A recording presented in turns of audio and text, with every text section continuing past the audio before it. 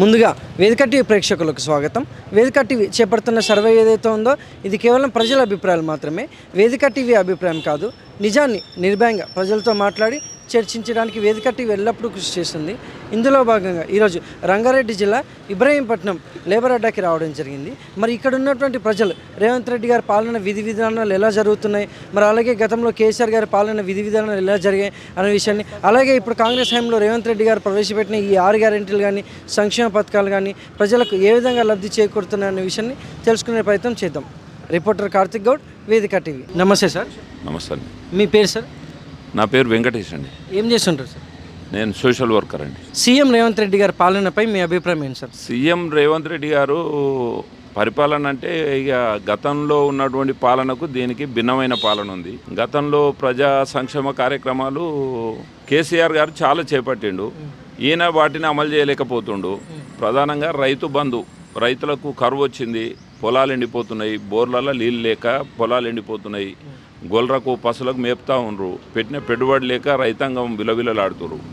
రేవంత్ రెడ్డి ఎక్కడ దాన్ని అధికారులు కానీ ప్రజాప్రతినిధులు కానీ ప్రభుత్వ అధికారులు కానీ పర్యటించి రైతుల ఎండిపోయిన పొలాల వాటి ఫలితాలు సేకరించి వాళ్ళకి నష్టపరిహారం ఎలాంటిది కూడా ఏమి ఇవ్వటం లేదు. కనీసం రైతు బంధాన్ని వేస్తే మనం ఉపయోగపడుతుంది అనుకుంటే రైతు బంధు కూడా రావటం లేదు. కాబట్టి ఈయన రైతులే కాదు ఏ వర్గం ప్రజలు కూడా రేవంత్ రెడ్డి పాలనలో కరెక్ట్ లేరు అనేది నా అభిప్రాయం. మరి గతంలో కేసీఆర్ గారి పాలనపై మీ అభిప్రాయం ఏంటి? కేసీఆర్ గారు ప్రజా సంక్షేమ కార్యక్రమాలు చాలా చేపట్టిండు. అందులో రైతు బంధు కానీ, ముసలోళ్ళ పెన్షన్ కానీ, అదే రకంగా ఏమంటారు ఆడపిల్లలు పెళ్ళిళ్ళు అయితే కళ్యాణ లక్ష్మి కానీ, ఇంకా అనేక రకాలైనటువంటి అంతకంటే ముందు ప్రభుత్వాలు చేపట్టినటువంటి కార్యక్రమాలు చాలా చేపట్టిండు. గవర్నమెంట్ని ప్రజలు ఇప్పుడు ఏంటంటే రేవంత్ రెడ్డి చేయలేకపోతుండు, ఆయన చేసి చూపించిండు. ప్రజలు ఏమంటారు అంటే మళ్ళీ కేసీఆరే కరెక్టు, కేసీఆర్ పాలనే కరెక్టు అని చెప్పి కొంత మాట్లాడుకోవడం జరుగుతుంది గ్రామాలలో. అక్కడక్కడ మాత్రం చర్చలు జరుగుతూ ఉన్నాయి.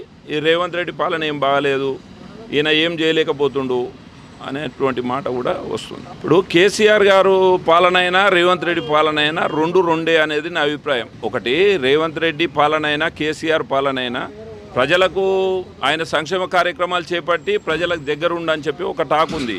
ఈయన చేస్తలేడు కాబట్టి ఈయన మీద ఒక రకమైనటువంటి నిరాశ, ఈయన చేయలేకపోతుండు, ఈయనతోటి అయితలేదు, ఈయన అప్పులు కడుతున్నా అంటుండు. గతంలో కేసీఆర్ అప్పులు తెచ్చిండు, మిత్తిలు కట్టిండు, ఈయన కూడా అప్పులు తెచ్చిండు, మిత్తిలు కడుతున్నా అని చెప్పి అంటుండు.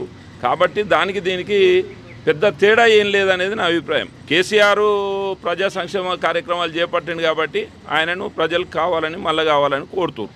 ఇబ్రహీంపట్నం ఎమ్మెల్యే మల్రెడ్డి రంగారెడ్డి గారు ప్రజలకు ఏమైనా సమస్య ఉంటే వచ్చి పరిశీలించే అవకాశం ఉంటుందంటారా? రంగారెడ్డి గారు ఇప్పటివరకు అయితే ఎక్కడ ప్రజా సమస్యలు పరిష్కరించినట్టుగానైతే లేదు.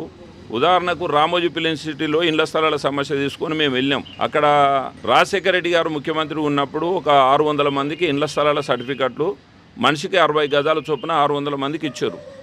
అప్పటి నుంచి 18 సంవత్సరాల నుంచి దాని మీద ప్రజలు మాకు ఆ ఇండ్ల స్థలాలు ఇవ్వాలని చెప్పి అడుగుతారు. సర్టిఫికెట్లు ఏమో ప్రజల దగ్గర ఉన్నాయి, భూమి ఏమో రామోజీరావు కాంపౌండ్ వాళ్ళ లోపల ఉంది.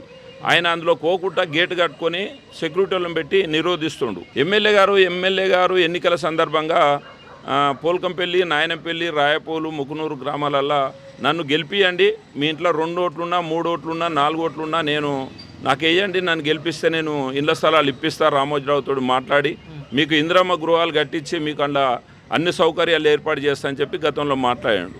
ఇప్పుడు ఆయన దాని మీద ఊసే ఎత్తలేడు.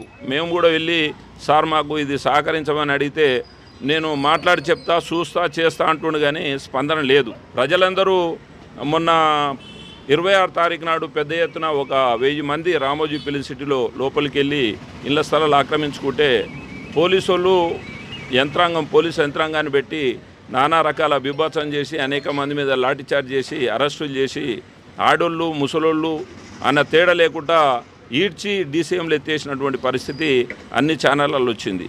కాబట్టి ఏంటంటే రంగారెడ్డి గారు స్పందించి ఇండ్ల స్థలాలు ఇప్పిస్తే ఆయనకు మంచి పేరు వస్తుంది అనేది ప్రజల తరఫున కోరుతా ఉన్నా. Thank you sir.